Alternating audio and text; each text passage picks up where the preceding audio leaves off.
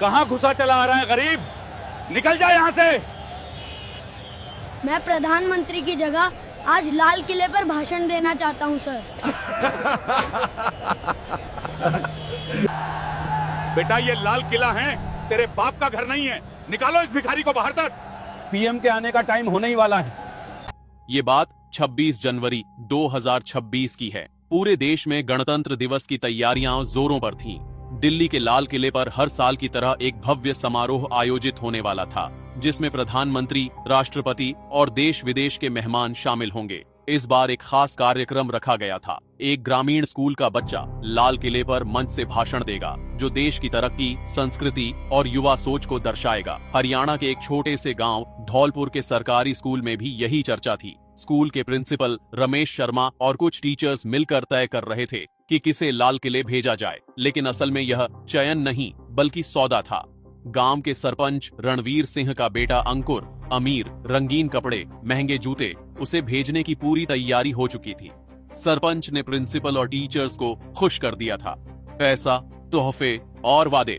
Principal ने कहा, अंकुर बहुत अच्छा लड़का है, उसकी हिंदी बहुत साफ है, कपड़े भी ढंग के हैं, हाँ, स्टेज पे अच्छा दिखेगा। लेकिन क्लास के पीछे की बेंच पर बैठा एक 12 साल का दुबला पतला लड़का राजू चुपचाप सब कुछ सुन रहा था। फटी शर्ट, पुरानी चप्पल, चेहरे पर मिट्टी के निशान। राजू दलित परिवार से था। उसके पिता मजदूरी करते थे, माँ घरों में बर्तन साफ करती थी। लेकिन राजू पढ़ाई में बेहद तेज था। हर साल टॉप करता, निबंध प्रतियोगिता में पहला आता और उसकी हिंदी भाषा इतनी साफ और सुंदर थी कि टीचर भी हैरान रहते। लेकिन किसी ने कभी राजू को मौका नहीं दिया, क्योंकि वो गरीब था, छोटी जाति का था। 26 जनवरी से 2 दिन पहले यानी 24 जनवरी को मुख्यमंत्री के निजी सहायक personal assistant Vinay Kumar school में निरीक्षण के लिए आए। उनके साथ 2 अधिकारी भी थे। उन्हें यह देखना था कि चयनित बच्चा वाकई काबिल है या नहीं। प्रिंसिपल और टीचर्स ने अंकुर को सामने खड़ा किया। अंकुर ने थोड़ी घबराहट में रटा हुआ भाषण शुरू किया। आदरणीय प्रधानमंत्री जी, राष्ट्रपति जी, हमारा देश महान है, हमारे नेता महान हैं। विनय कुमार ने सुना। भाषण ठीक था, लेकिन कुछ खास नहीं, बस रटी रटाई बातें। तभी अचानक भीड़ के बीच से एक आवाज आई, सर रुकिए। राजू ने हांफते हुए कहा, सर मैं इससे कहीं बेहतर भाषण दे सकता हूँ। मुझे एक मौका दीजिए। ये सुनते ही पूरे स्कूल में हंसी फूट पड़ी। टीचर्स ने एक दूसरे को देखा। प्रिंसिपल का चेहरा लाल हो गया।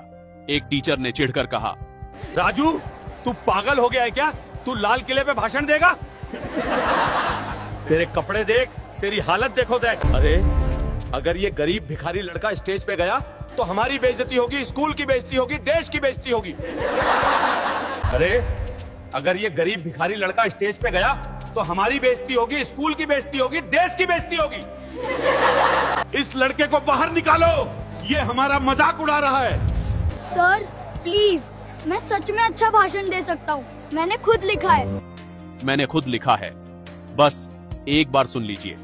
विनय कुमार ने राजू को ध्यान से देखा। उनके मन में कुछ हलचल हुई।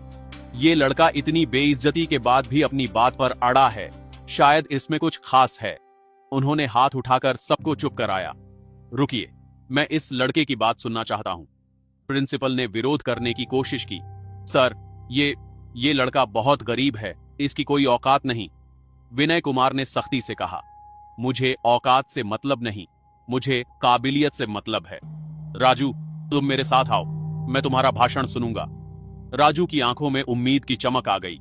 विनय कुमार उसे एक खाली कमरे में ले गए। दरवाजा बंद हो गया। बाहर सब बेचैन खड़े थे। सरपंच घबराया हुआ था, टीचर्स परेशान, अंकुर का चेहरा उतरा हुआ। 15 मिनट बाद दरवाजा खुला।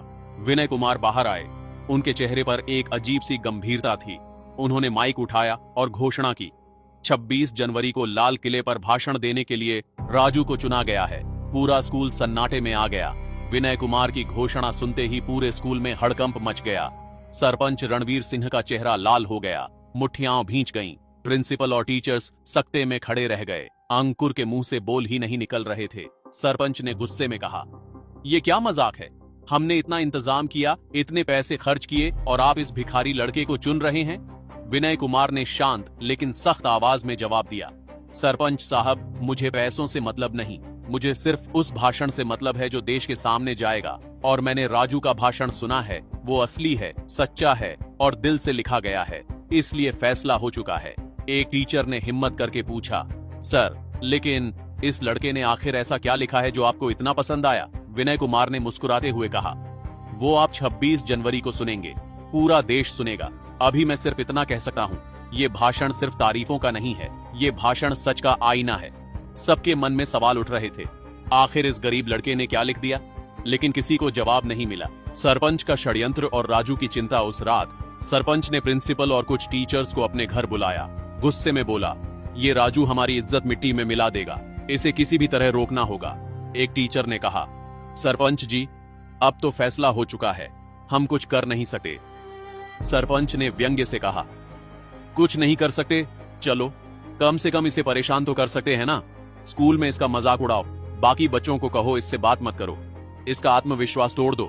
अगर ये डर कर खुद पीछे हट गया तो फिर अंकुर को मौका मिल जाएगा। अगले 2 दिन राजू के लिए बहुत मुश्किल थे।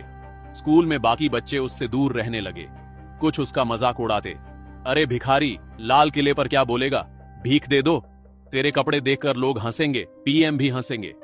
कुछ टीचर्स भी उसे नजरअंदाज करने लगे, लेकिन राजू ने हार नहीं मानी।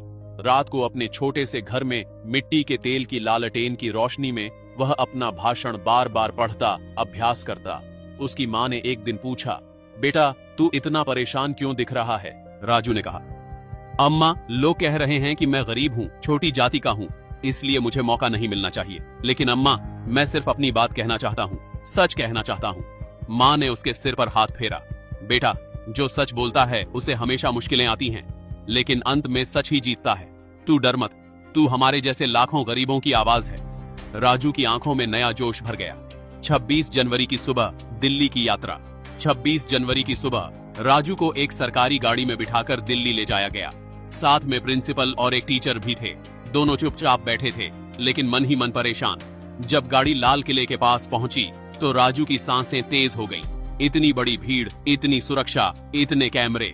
उसने सोचा, यहाँ पूरे देश के सामने बोलना है, डरना नहीं है। उसे ग्रीन रूम में ले जाया गया। वहाँ कुछ अधिकारी और आयोजक थे। एक आयोजक ने उसे ऊपर से नीचे तक देखा। तुम्हारे पास कोई अच्छे कपड़े नहीं है क्या? ये फटी शर्ट पहनकर स्टेज पर जाओगे? राजू ने शांति से कहा, सर मेरे पास यही है, लेकिन मेरे शब्द साफ हैं, मेरे विचार साफ हैं, कपड़ों से ज्यादा ये मायने रखता है। आयोजक चुप हो गया। मंच पर राष्ट्रपति, प्रधानमंत्री और हजारों लोग दोपहर के समय लाल किले के मुख्य मंच पर राष्ट्रपति, प्रधानमंत्री, मंत्री, सेना के अधिकारी और हजारों लोग बैठे थे। टीवी पर लाइव प्रसारण हो रहा था, करोड़ों लोग देख रहे थे। आयोजक ने घोषणा की, अब मंच पर आ रहे हैं हरियाणा के धौलपुर गांव से सरकारी स्कूल के छात्र राजू। तालियां बजीं। राजू धीरे धीरे मंच पर चढ़ा। कैमरे उसकी तरफ घूम गए। उसके फटे कपड़े, गहरा रंग, दुबला शरीर, सबने देखा। कुछ लोगों ने आपस में फुसफुसाया, ये लड़का कौन है, कितना गरीब लग रहा है। लेकिन राजू ने माइक के सामने खड़े होकर एक गहरी सांस ली। उसने प्रधानमंत्री की तरफ देखा, फिर राष्ट्रपति की तरफ, फिर पूरी भीड़ की तरफ, और फिर धीरे धीरे साफ आवाज में बोलना शुरू किया, आदरणीय राष्ट्रपति जी, आदरणीय प्रधानमंत्री जी, मंच पर उपस्थित सभी गणमान्य अतिथि और मेरे प्यारे देशवासियों, जय हिंद। पूरा लाल किला खामोश हो गया। सबकी निगाहें राजू पर टिकी थीं। अब असली भाषण शुरू होने वाला था, वो भाषण जो पूरे देश को हिला देगा। राजू ने एक पल रुककर पूरे लाल किले को देखा। लाखों तिरंगे झंडे, हजारों लोग, कैमरे और सामने बैठे देश के सबसे बड़े नेता। उसकी आवाज में अब कोई डर नहीं था, बस सच्चाई थी। राजू ने अपना भाषण जारी रखा। आज 26 जनवरी है, हमारा गणतंत्र दिवस। आज का दिन हमें याद दिलाता है कि हमारा देश दुनिया का सबसे बड़ा लोकतंत्र है। आज हम अपने संविधान को सलाम करते हैं, जिसने हर नागरिक को बराबरी, स्वतंत्रता और सम्मान का अधिकार दिया। हमारा देश महान है। यहाँ की संस्कृति हजारों साल पुरानी है। यहाँ की मिट्टी ने महात्मा गांधी, भगत सिंह, सुभाष चंद्र बोस, डॉक्टर भीमराव अंबेडकर जैसे महान नेता दिए। हमारे देश ने अंग्रेजों से आजादी छीनी, हमने अपना संविधान बनाया और आज हम दुनिया की 5वीं सबसे बड़ी अर्थव्यवस्था हैं। हमारे नेता मेहनत कर रहे हैं, सड़कें बन रही हैं, स्कूल खुल रहे हैं, अस्पताल बन रहे हैं, गरीबों के लिए योजनाएं चल रही हैं। Digital India, make in India, skill India, हर तरफ विकास हो रहा है। मैं अपने देश पर, अपने नेताओं पर गर्व करता हूँ। यहाँ तक सब कुछ सामान्य था। लोग खुश होकर तालियां बजा रहे थे। प्रधानमंत्री भी मुस्कुरा रहे थे। लेकिन अब राजू की आवाज में एक अलग ही गंभीरता आ गई। लेकिन आदरणीय नेताओं, मैं आज यहां सिर्फ तारीफ करने नहीं आया हूं, मैं यहां सच बोलने आया हूं। हमारा संविधान कहता है सब बराबर हैं, लेकिन क्या सच में ऐसा है? मैं एक छोटे से गांव से आता हूं। मेरा परिवार दलित है। मेरे पिता मजदूरी करते हैं, मेरी मां बर्तन साफ करती है। मैं अपनी क्लास में हमेशा टॉप करता हूं, निबंध प्रतियोगिताओं में पहला आता हूं। लेकिन जब मैंने कहा कि मैं लाल किले पर भाषण देना चाहता हूं, तो सबने मुझ पर हंसा। मेरे स्कूल के प्रिंसिपल और टीचर्स ने सरपंच के बेटे को चुना था, क्योंकि उसके पास पैसा था। मुझसे कहा गया, तू गरीब है, भिखारी है, तेरी औकात नहीं। मुझसे कहा गया, अगर तू स्टेज पर गया तो देश की बेइज्जती होगी। क्यों? क्योंकि मेरे कपड़े फटे हैं, क्योंकि मेरी जाति छोटी है। पूरे लाल किले में सन्नाटा छा गया। कैमरे राजू पर फोकस हो गए। प्रधानमंत्री की मुस्कान गंभीर हो गई। राजू ने आगे कहा, मैं अपने देश से प्यार करता हूं, लेकिन मुझे दर्द होता है जब मैं देखता हूं कि भेदभाव आज भी जिंदा है। हमारे संविधान निर्माता डॉक्टर भीमराव अंबेडकर दलित थे और उन्होंने इतना बड़ा संविधान लिखा। हमारे पूर्व राष्ट्रपति के आर नारायणन रामनाथ कोविंद दलित समुदाय से थे और उन्होंने देश को गर्व दिया। हमारे कई मंत्री, IAS अधिकारी, डॉक्टर, इंजीनियर छोटी जातियों से हैं। तो फिर गांवों में, स्कूलों में, दफ्तरों में आज भी गरीबों को, दलितों को क्यों नीचा दिखाया जाता है? आज भी कई गांवों में दलित बच्चे अलग बैठकर खाना खाते हैं। आज भी नौकरियों में जाति देखी जाती है। आज भी अमीर के बच्चे को हर मौका मिलता है, गरीब के बच्चे को सिर्फ सपने मिलते हैं। हमारा देश तब महान बनेगा जब हर बच्चे को बराबर मौका मिले, चाहे वो किसी भी जाति का हो, किसी भी धर्म का हो, गरीब हो या अमीर। मैं आज यहाँ सिर्फ इसलिए खड़ा हूँ क्योंकि एक ईमानदार अधिकारी ने मुझे मौका दिया। अगर वो भी मेरे कपड़े देखकर हंस देते तो आज मैं यहाँ नहीं होता। तो मेरा देश से, अपने नेताओं से, अपने समाज से एक ही निवेदन है, गरीबों को, दलितों को, पिछड़ों को मौका दीजिए, उन्हें सम्मान दीजिए, उनकी काबिलियत देखिए, उनके कपड़े नहीं। जय हिंद, जय भारत, जय संविधान। राजू ने हाथ जोड़े और माइक से पीछे हटा। कुछ सेकंड के लिए पूरा सन्नाटा रहा। फिर अचानक प्रधानमंत्री खड़े हो गए और जोर से तालियां बजाने लगे। उन्हें देखकर राष्ट्रपति भी खड़े हुए। फिर मंत्री, फिर सेना के अधिकारी, फिर पूरी भीड़, सब खड़े होकर तालियां बजाने लगे। करोड़ों टीवी देखने वाले लोगों की आंखों में आंसू थे। प्रधानमंत्री मंच पर आए, राजू के कंधे पर हाथ रखा। बेटा, तुमने आज वो कहा जो कहना जरूरी था। तुमने सच का आईना दिखाया। मैं वादा करता हूँ, हम इस भेदभाव को खत्म करने के लिए और सख्त कदम उठाएंगे। तुम्हारी आवाज पूरे देश तक पहुँच गई है। राष्ट्रपति ने राजू को एक विशेष सम्मान पत्र और अवार्ड दिया। उस दिन के बाद राजू की कहानी हर अखबार में छपी, हर न्यूज चैनल पर दिखाई गई। सोशल मीडिया पर उसके भाषण के वीडियो वायरल हो गए। लाखों लोगों ने कहा, ये है असली भारत की आवाज। सरपंच, प्रिंसिपल और टीचर्स सब शर्मिंदा थे। सरकार ने उस स्कूल की जांच करवाई और भेदभाव करने वालों पर कार्रवाई हुई। और राजू, उसे पूरे देश से स्कॉलरशिप के ऑफर आए। एक बड़े स्कूल ने उसे मुफ्त में पढ़ाने का मौका दिया। लेकिन राजू ने कहा, मैं अपने गांव के स्कूल में ही पढ़ूंगा, क्योंकि असली बदलाव गांवों से ही आएगा। दोस्तों, यह कहानी यहीं खत्म होती है। एक गरीब, भिखारी समझे जाने वाले लड़के ने साबित कर दिया कि असली ताकत सच बोलने में है, दिखावे में नहीं। अगर इस कहानी ने आपको प्रेरित किया हो, अगर आपको लगता है कि हर बच्चे को बराबर मौका मिलना चाहिए, अगर राजू के साहस और भाषण ने आपके दिल को छुआ, तो इस वीडियो को एक लाइक जरूर करें और कमेंट में लिखें, जय संविधान, जय बराबरी। इस कहानी को अपने दोस्तों और परिवार के साथ शेयर करें, ताकि यह संदेश दूर तक पहुंचे कि भेदभाव गलत है और हर इंसान को सम्मान मिलना चाहिए। और हाँ, ऐसी ही दिल को छू लेने वाली, प्रेरणादायक और समाज को झकझोरने वाली कहानियों के लिए हमारे चैनल को सब्सक्राइब और फॉलो करना बिल्कुल मत भूलना। अगली कहानी में फिर मिलेंगे, एक नया सबक, एक नई सच्चाई और एक नया जीवन का पाठ लेकर। तब तक के लिए सच्चे रहिए, निडर रहिए, इंसानियत बनाए रखिए। जय हिंद, जय भारत, जय संविधान।